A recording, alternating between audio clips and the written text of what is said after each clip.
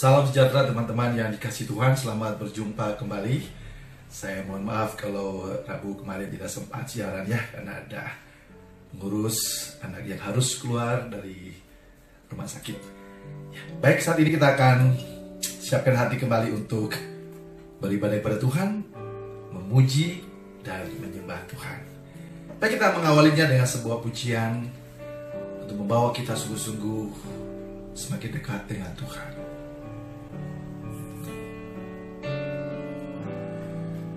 Ku bawa hidupku sekarang ke tempat kudus-Mu, Tuhan. Di mezbah-Mu ku serahkan seluruh hidupku.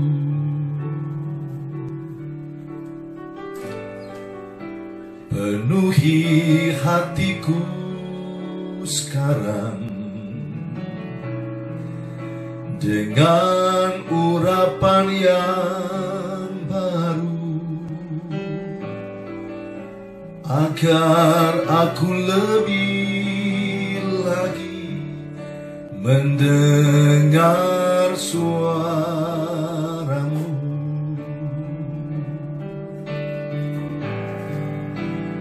Tuhan, jadikan aku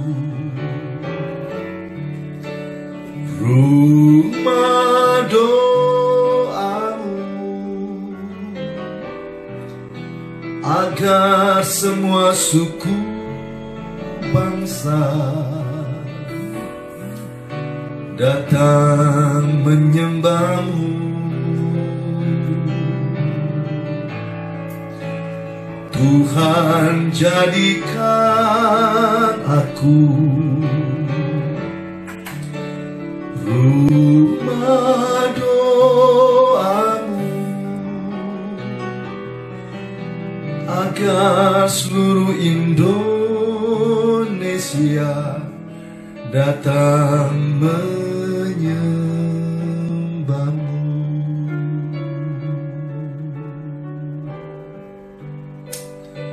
Kami bersyukur Tuhan untuk hidup yang masih Tuhan anugerahkan kepada kami, bahwa kami semakin dekat kepada-Mu Tuhan, untuk membawa bangsa ini kepada-Mu, membawa sahabat-sahabat kami, jemaat-Mu, umat-Mu Tuhan, semakin dekat dengan Tuhan. Jadikan kami sebagai rumah doanya Tuhan. Karena kami percaya bahwa doa orang-orang yang sungguh-sungguh yakin, sungguh-sungguh percaya pada Tuhan, sangat besar kuasanya. Kami mau bawa bangsa ini ke dalam tangan-Mu Tuhan. Kami mau bawa seluruh hidup kami ke dalam tangan kuasa-Mu Tuhan. Kami berdoa untuk setiap anak-anak-Mu Tuhan, yang saat ini mungkin terikat dengan dosa, dilepaskan di dalam nama Tuhan Yesus Kristus. Yang terikat dengan kuasa kegelapan, dilepaskan di dalam nama Tuhan Yesus. Yang sedang mengalami sakit penyakit, Tuhan jamah, Tuhan sembuhkan, pulihkan dalam nama Tuhan Yesus Kristus. Yang sedang mengalami pergumulan, Tuhan pulihkan setiap kami. Kami mau bawa seluruh hidup kami ke dalam tangan kuasa-Mu Tuhan. Yang bersyukur untuk anak-Mu Feni yang hari ini berulang tahun. Tuhan berkati Feni, Tuhan pimpin tuntun hidupnya.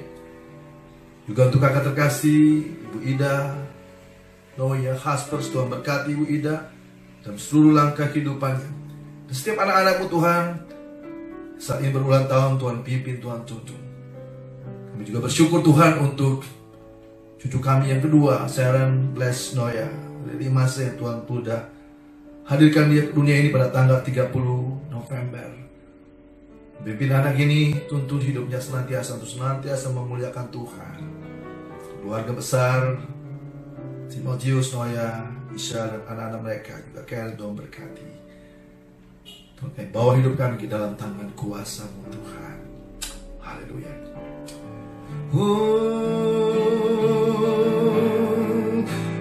Tuhan, jadikan kami rumah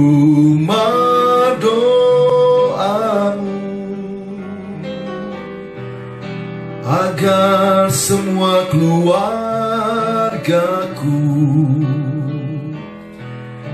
datang menyembah-Mu. Tuhan, jadikan kami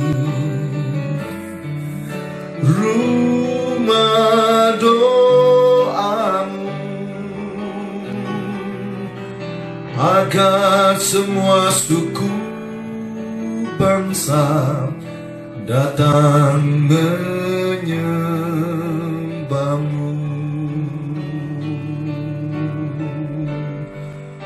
Agar seluruh Indonesia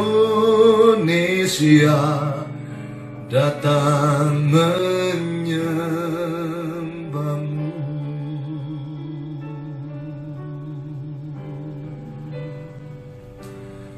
Tuhan, kami akan siapkan hati kami untuk mendengarkan firman-Mu. Urapi hamba untuk menyampaikan isi hati Tuhan, dan urapi setiap anak-anak-Mu Tuhan, supaya kami dikuatkan dan diberkati melalui pemberitaan firman Tuhan pada saat ini. Bapa di sorga, kami mau satukan hati kami juga berdoa untuk kondisi pandemi virus COVID-19 ini Tuhan.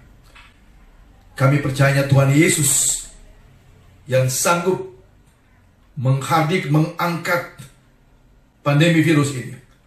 Sebab itu bersama dengan umat Tuhan, jemaat Tuhan, kami satukan hati kami. Kami mohon di dalam nama Tuhan Yesus, diangkatlah pandemi virus ini Tuhan. Diselesaikanlah pandemi virus ini Tuhan, supaya masyarakat kami boleh beraktivitas dengan normal kembali.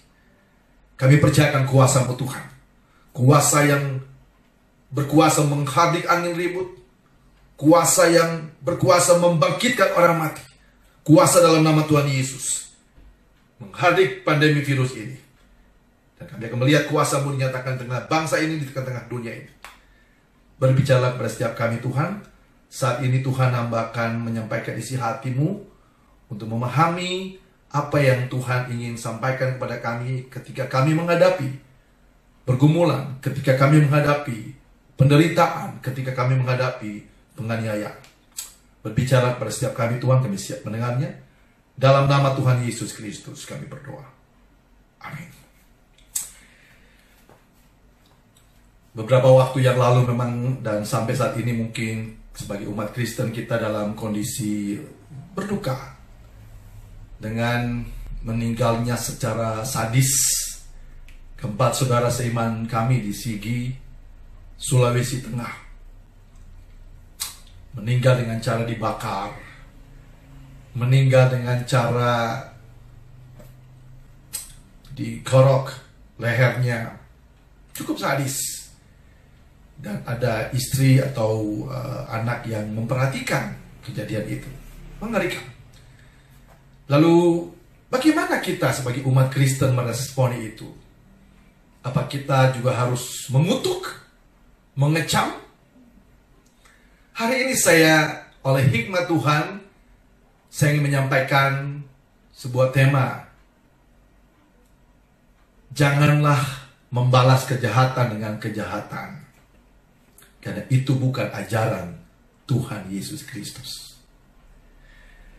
Ya, saudara suka atau tidak suka dengan tema ini, tapi ini yang Tuhan taruh di hati saya untuk kita boleh renungkan pada saat ini. Janganlah membalas kejahatan dengan kejahatan, karena itu bukan ajaran Tuhan Yesus Kristus. Saya ingin mengajak kita untuk mengawalinya dengan membaca dari kitab Roma. Apa yang Rasul Paulus terima dari Tuhan Yesus dan disampaikan kepada jemaat di Roma, dan tentu saja kepada kita. Saya akan baca 2 ayat saja untuk menjadi dasar kita membahas pesan Tuhan pada saat ini. Dalam Roma 12 ayat yang ke-14, firman Tuhan berkata demikian. Berkatilah siapa yang menganiaya kamu, berkati dan jangan mengutuk. Saya ulangi. Roma 12 ayat 14 berkata demikian. Berkatilah siapa yang menganiaya kamu, berkatilah dan jangan mengutuk. Kalau ayat yang ke-17 dari Roma 12 ini juga berkata demikian. Janganlah membalas kejahatan dengan kejahatan. Lakukan apa yang baik bagi semua orang. Kita percaya bahwa firman Tuhan tidak mungkin salah. Tulisan-tulisan di dalam Alkitab adalah tulisan-tulisan yang diilhamkan oleh Tuhan untuk dicatat. Dan apa yang boleh kita baca pada saat ini mengingatkan kita bahwa Tuhan tidak mengizinkan kita membalas kejahatan dengan kejahatan. Ada 7 poin penting yang saya ingin sampaikan kepada Bapak Ibu Saudara untuk menjadi perenungan kita pada saat ini. Mengapa kita tidak boleh membalas kejahatan dengan kejahatan? Yang pertama, sebagai umat Kristen kita percaya bahwa Tuhan Yesus sudah menebus kita dengan darahnya yang mahal. Dalam 1 Korintus 6 ayat yang ke-20 dikatakan bahwa Tuhan telah membayar hutang dosa, sudah membayar lunas hutang dosa kita.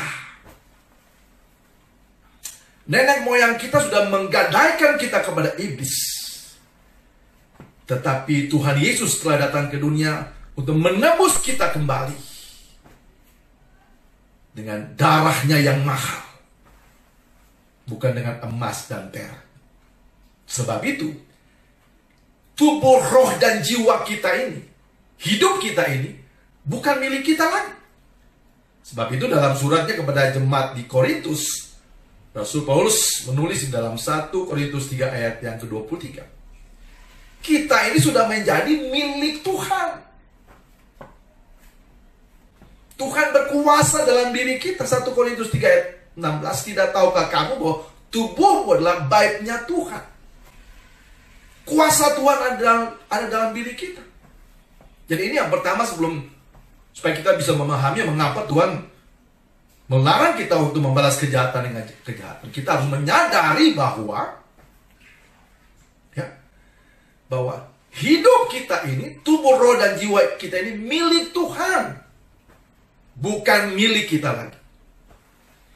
Sebab itu kalau misalnya kita dianiaya, yang sakit itu Tuhan. Ya. Kita percaya, kita lihat di dalam Kisah Rasul 9 ayat 1 sampai ke 5, di situ dikatakan apa? Ketika Rasul Paulus atau masih jadi Saulus pergi ke Damsyik dan ingin membunuh setiap orang Kristen, dan Tuhan dari sorga menjamah dia, dan apa yang Tuhan Yesus sampaikan dari sorga yang dicatat di dalam Kisah Rasul 9 ayat 1 sampai 5. Saulus, Saulus, mengapa engkau menganiaya aku? Kenapa Yesus berkata demikian? Karena kita ini sudah menjadi milik Tuhan. Sebab itu Bapak Ibu Saudara, yang pertama kita harus memahami dulu, mengapa Tuhan tidak mengizinkan kita untuk membalas kejahatan dengan kejahatan. Ya. Karena kita ini milik Tuhan, sudah menjadi milik Tuhan, seluruhnya milik Tuhan. Kita seharusnya dihukum mati, masuk di alam maut, tapi Tuhan sudah menebus kita menjadi milik Tuhan. Jadi apapun yang kita alami itu adalah Tuhan juga mengalami. Mazmur 139 ayat 1 sampai 24 mengingatkan kita bahwa Tuhan itu maha tahu. Emang Tuhan tidak tahu kalau 4 saudara-saudara kita itu dibunuh, dipancung kepalanya, dibakar? Tuhan tahu. Dalam Yesaya 40 ayat 26 berkata bahwa Tuhan itu maha kuat dan maha dahsyat. Matius 28 ayat 18 juga mengingatkan kita bahwa Tuhan Yesus itu berkuasa di sorga dan juga di bumi ini. Masa tidak tahu? Tuhan tahu. Orang Kristen harus memahami kebenaran ini. Tuhan maha tahu. Dalam Lukas 21 ayat yang ke-18 mengingatkan kita, tanpa seizin Tuhan, tidak sehelai rambut pun hilang dari kepala kita. Jadi itu dulu yang harus kita pahami, bahwa kita ini sudah menjadi milik Tuhan. Tuhan tahu bahwa anak-anak Tuhan itu sedang dianiaya. Tuhan sendiri yang sedang dianiaya. Tuhan tahu. Dan sesungguhnya Sesungguhnya ketika orang menganiaya orang Kristen yang sungguh-sungguh percaya, dia sedang menganiaya Tuhan. Kenapa Tuhan Yesus di kayu salib berdoa, "Ya Bapa, ampunilah mereka karena mereka tidak tahu apa yang mereka perbuat." Karena sebenarnya yang mereka aniaya itu bukan manusianya, tapi Tuhan sendiri. Itu juga yang dipahami oleh Stefanus. Jadi ketika dia dirajam sebelum meninggal, dia berdoa, "Tuhan, jangan tangguhkan dosa ini kepada mereka." Nah, ini orang Kristen yang benar, yang sungguh-sungguh memahami. Saya tidak setuju dengan teman-teman yang berdemo lalu mengancam, ya, membunuh orang-orang yang menganiaya kita. Tuhan Yesus tidak mengajarkan demikian. Kita kembali pada Alkitab, apa yang Alkitab ingin sampaikan. Saya juga sedih ada pemimpin-pemimpin gereja yang mengatakan mengancam, mengutuk. Tidak boleh. Tuhan tidak mengajarkan begitu, tidak menjadi kesaksian. Saya mohon maaf kalau saudara mungkin tidak setuju, tapi saya oleh hikmat Tuhan, apa yang saya dapatkan pada saat ini saya ingin sampaikan. Bahwa yang pertama kita harus memahami bahwa tubuh, roh, dan jiwa kita ini, seluruh hidup kita ini sudah menjadi milik Tuhan. Jadi yang harusnya protes ya Tuhan mestinya. Karena kita sudah menjadi milik Tuhan. Yang kedua, kita tahu Tuhan itu maha tahu. Tuhan itu maha kuat, maha dahsyat. Tanpa seizin Tuhan tidak mungkin selai rambut pun hilang. Tanpa seizin Tuhan tidak mungkin saudara-saudara kita itu mengalami penganiayaan seperti itu. Lalu yang ketiga, kita harus memahami kalau sebagai umat Kristen yang sungguh-sungguh percaya kepada Kristus, kita tahu bahwa ketika kita mengalami penganiayaan, yang dialami itu Tuhan Yesus sendiri. Makanya Tuhan Yesus katakan di dalam Kisah Rasul 9 ayat 1 sampai 5 itu, "Saulus, Saulus, mengapa engkau menganiaya aku?" Ya. Jadi ketika umat Kristen, sempat saudara kita yang sedang dianiaya itu, ya, yang dibunuh itu, orang-orang itu sedang membunuh Tuhan, boleh dibilang, dalam wujud manusia. Mereka akan berurusan dengan Tuhan. Nah, sebab itu yang keempat, kita harus percaya bahwa di dalam segala sesuatu itu Tuhan turut berkarya. Mungkin kita tidak bisa mengerti semua yang kita alami saat ini. Tapi apa alasan kita untuk mengancam, untuk membunuh orang yang menganiaya kita? Tubuh kita ini milik Tuhan. Pembalasan itu haknya Tuhan. Biar mereka yang berurusan dengan Tuhan. Jadi kita tidak perlu membenci. Ya, Tuhan tidak mengajarkan kita untuk membenci. Ya, karena kita tahu bahwa di dalam segala sesuatu Tuhan turut berkarya untuk mendatangkan kebaikan. Kesekian kali saya harus mengingatkan kepada para pemimpin-pemimpin gereja, ya, jangan suka menyalahkan pemerintah, jangan suka menyalahkan orang. Tuhan sedang menegur kita. Sudah ratusan tahun kekristenan di Indonesia. Benar nggak kita sudah bersatu, saling mengasihi? Ya? Apa yang dialami oleh saudara-saudara kita di Sigi itu, Tuhan tahu. Tapi saya lebih melihat, Tuhan sedang menegur kita umat Kristen. Ada begitu banyak masalah gereja, masalah anak Tuhan di bangsa ini. Jangan cuma himbau saja, himbau saja, himbau saja. Bertindak. Kalau kita bersatu, ada begitu banyak anak-anak Tuhan yang kaya, kita mungkin bisa menjaga mereka yang ada di hutan gitu, tidak biarkan mereka di hutan belantara.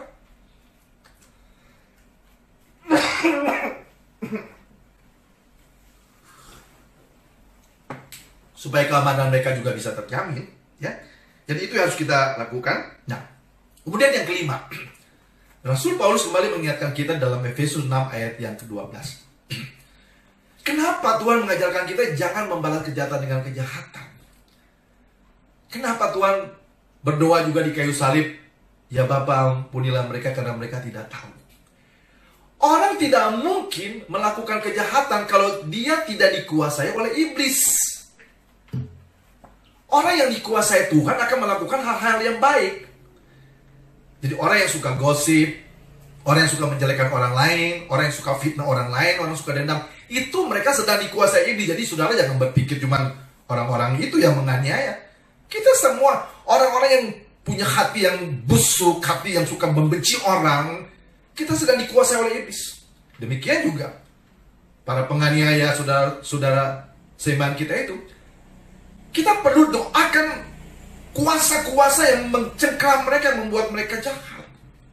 Kenapa kita tidak berpikir untuk berdoa kepada teroris-teroris itu untuk supaya mereka dilepaskan dari kuasa kegelapan dan mereka boleh menjadi pengikut Kristus seperti Saulus.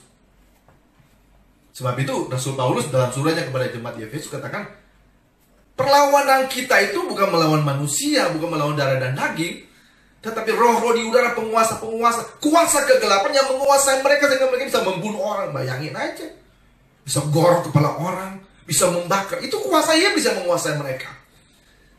Jadi Tuhan ingatkan kita bahwa kita doakan mereka supaya mereka dilepaskan dengan kuasa iblis dan mereka berkata dan percaya bahwa Yesus Kristus adalah Tuhan.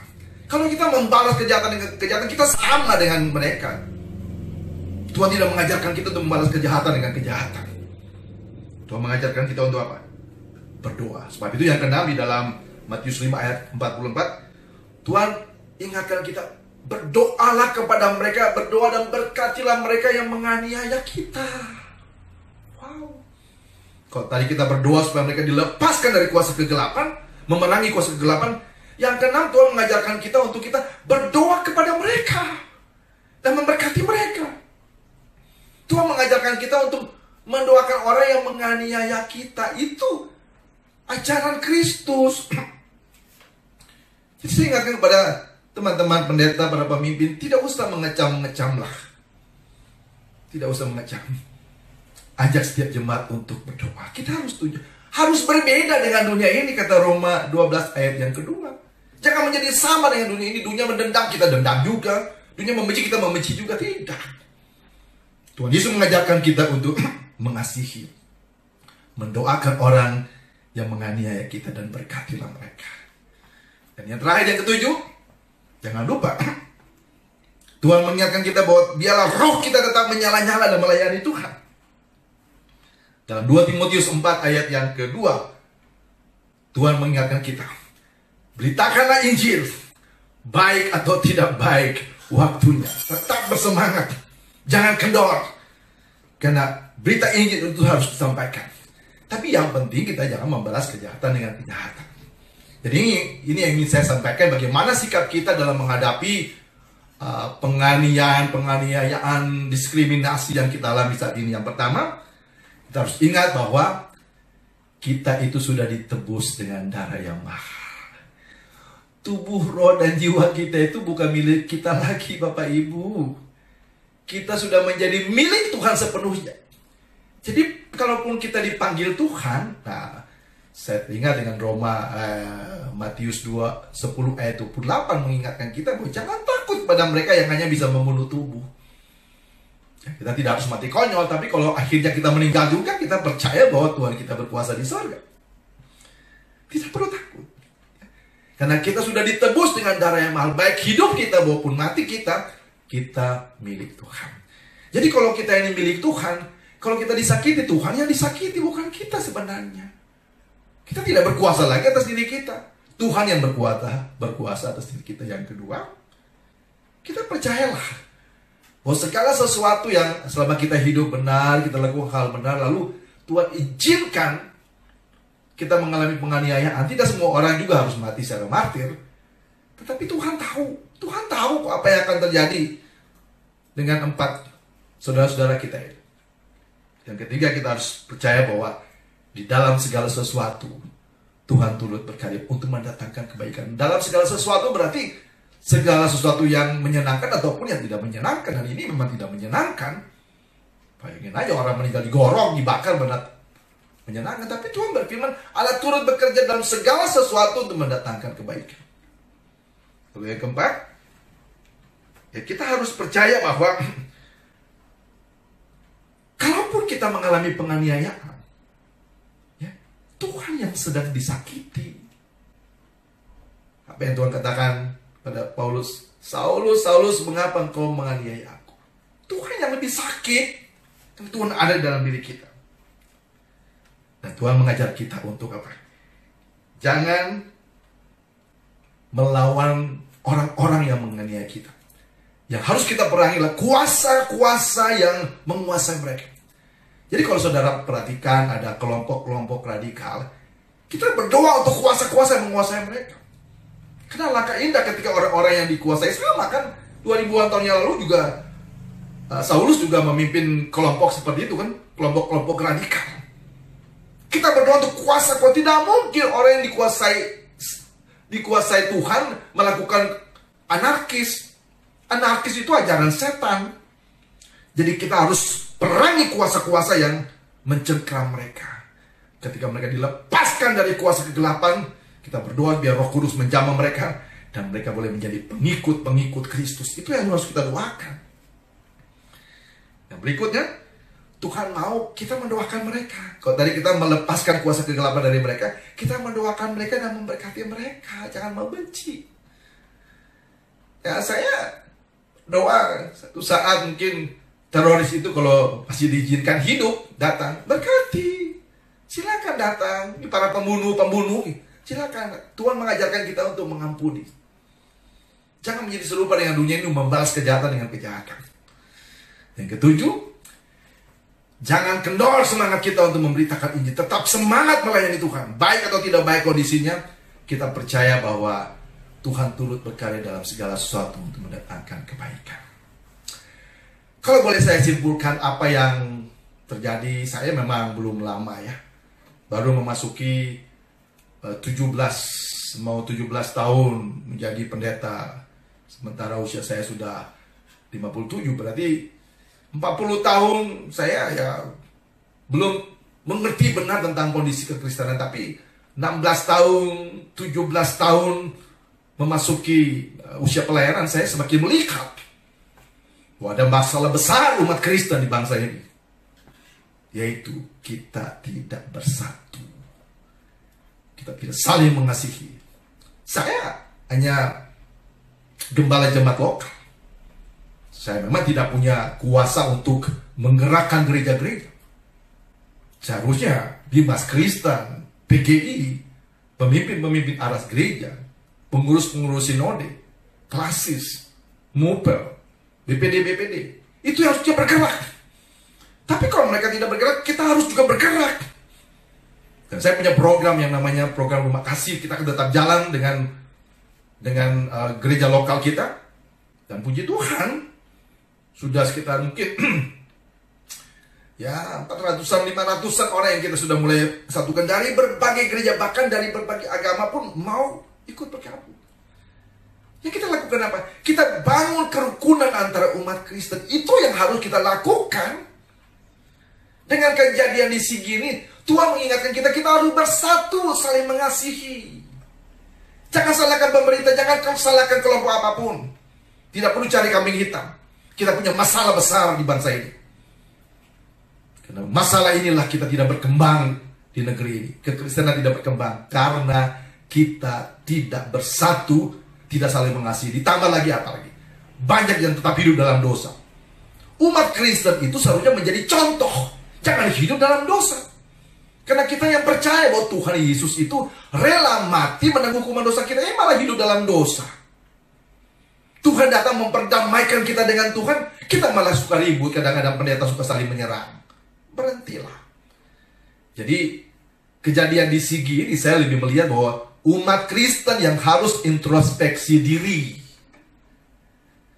Kita harus bersatu, kita harus saling mengasihi, kita jangan hidup dalam dosa, tapi kita terus bersemangat bergairah untuk memberitakan kabar baik. Saya sangat percaya kalau kita umat Kristen bersatu dan saling mengasihi, tanpa kita memberitakan Injil pun orang pengen tahu siapa Yesus. Makanya dalam Yohanes 13 ayat 34-35, kalau kita saling mengasihi, dunia akan tahu bahwa kita adalah murid-murid Tuhan. Nah, kalau kita saling berselisih, orang mau belajar apa dari kita? Jadi sekali lagi, melalui kesempatan ini, saya ingin sampaikan, tidak perlu cari kambing hitam. Jangan salahkan pemerintah, jangan salahkan aparat, jangan salahkan siapa-siapapun. Introspeksi diri. Umat Kristen harus introspeksi diri di Indonesia. Harus bersatu. Harus saling mengasihi. Dan tinggalkan perbuatan-perbuatan dosa. Supaya kita boleh menyatakan kemuliaan Tuhan di tengah-tengah bangsa ini. Doa saya, jangan kita membalas kejahatan dengan kejahatan. Tuhan akan menjadi sumber kekuatan di dalam hidup kita. Mari sebelum kita beristirahat pada malam hari ini, arahkan hati kepada Tuhan dan terimalah berkat Tuhan. Tuhan memberkati hidupmu, Tuhan memberkati rumah tanggamu, Tuhan memberkati buah kandunganmu, Tuhan memberkati keturunanmu, Tuhan memberkati pekerjaanmu, Tuhan memberkati usahamu, Tuhan memberkati pelayananmu. Tuhan memberkati engkau dan melindungi engkau. Tuhan menyinari engkau dengan wajahnya dan memberi engkau kasih karunia. Tuhan menghadapkan wajahnya kepadamu dan berikan kepadamu damai sejahtera, sukacita, berkat, pengampunan, kesembuhan, keselamatan. Dalam nama Tuhan Yesus, terimalah berkat ini. Haleluya. Amin. Tuhan berkati.